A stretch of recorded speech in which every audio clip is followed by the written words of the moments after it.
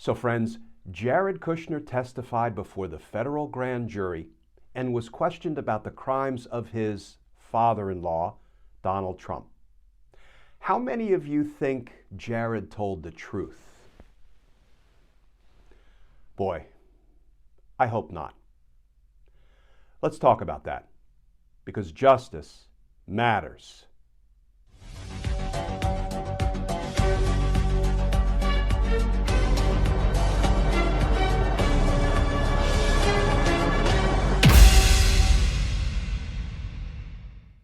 Hey all, Glenn Kushner here.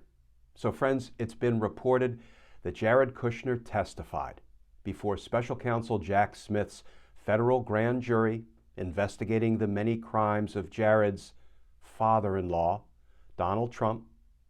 So as you probably guessed, there is no such thing in the law as a daddy-in-law, son-in-law privilege that would have prevented Jack Smith from subpoenaing Jared and compelling his testimony. So now the most important question becomes, did Jared tell the grand jury the truth and incriminate his father-in-law, or did Jared lie and incriminate himself? Well, I, for one, hope Jared lied. I even suspect Jared lied. Why do I say that?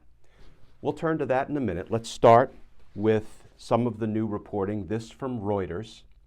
Headline, Trump's son-in-law Kushner testified before grand jury probing ex-president, New York Times reports.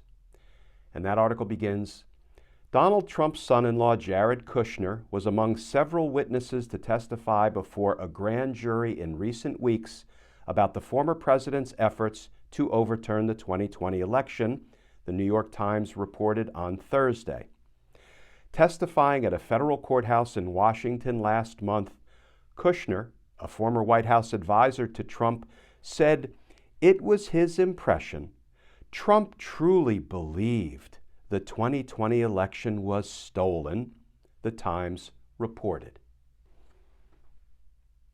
So friends, why do I say I hope Jared lied to the grand jury? Why do I say I even suspect Jared lied to the grand jury? Well, let's take the second question first. Why do I suspect he lied? You know, Jared must have forgotten about this pesky little fact, but we haven't. Trump to DOJ last December, just say the election was corrupt and leave the rest to me. Donald Trump was told in no uncertain terms by his own administration officials, including DOJ officials, that there was no fraud undermining the election's results. You lost, Biden won, and there was no fraud undermining that result. And what did Trump say in response to being told there was no fraud? Well, one of his own DOJ officials, Richard Donahue, took contemporaneous notes of what Donald Trump said. Quote, just say the election was corrupt and leave the rest to me and the Republican congressman, Trump said on the call, according to Donahue's notes. So friends, that's why I say I suspect Jared Kushner lied when he said, oh, my father-in-law truly believed the election was stolen. Why do I say I hope Jared lied to the grand jury? Well, in my 30 years as a prosecutor, I put more witnesses before the grand jury than I could ever count. And before I put witnesses before the grand jury, I would generally ask if they were willing to sit in my office for a pre-grand jury interview. Importantly, a subpoena does not compel somebody to sit with the prosecutor for a pre-grand jury interview. It merely compels them to go into the grand jury and testify. So occasionally I would have a witness say, no, Mr. Kushner, I'm not going to interview with you, but I'm prepared to go into the grand jury because that is what the subpoena requires me to do. That was unusual. The overwhelming majority of witnesses sat for a pre-grand jury interview.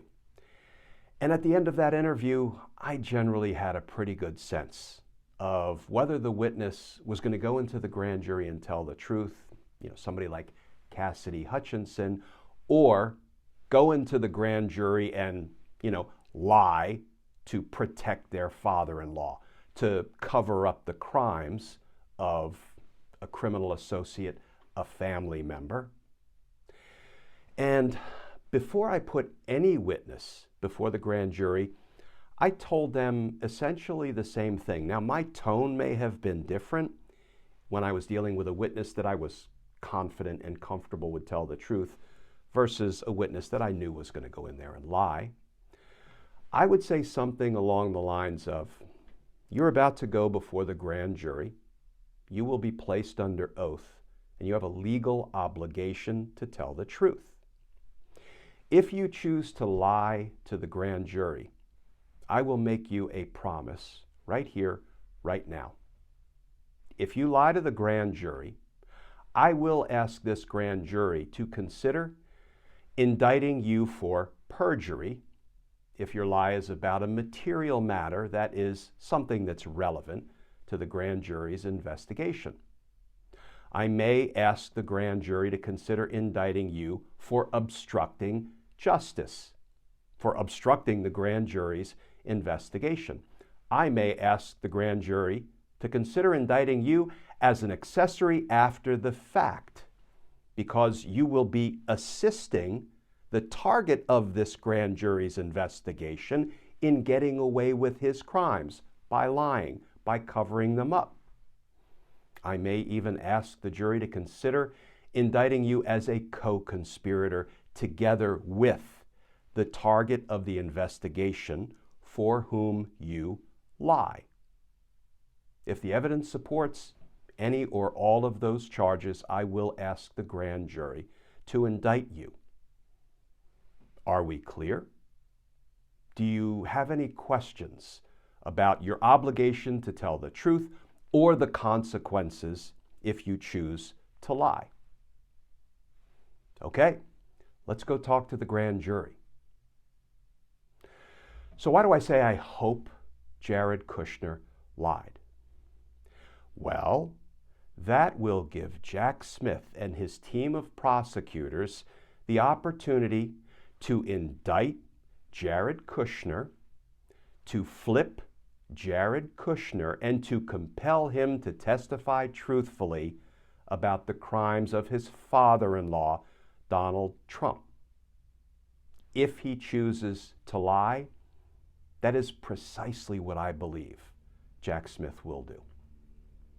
And that will be a good thing, because that will not only produce even more incriminating evidence against Donald Trump, but it will hold Jared Kushner accountable for the crimes he chooses to commit in his determination to cover up the crimes of Donald Trump.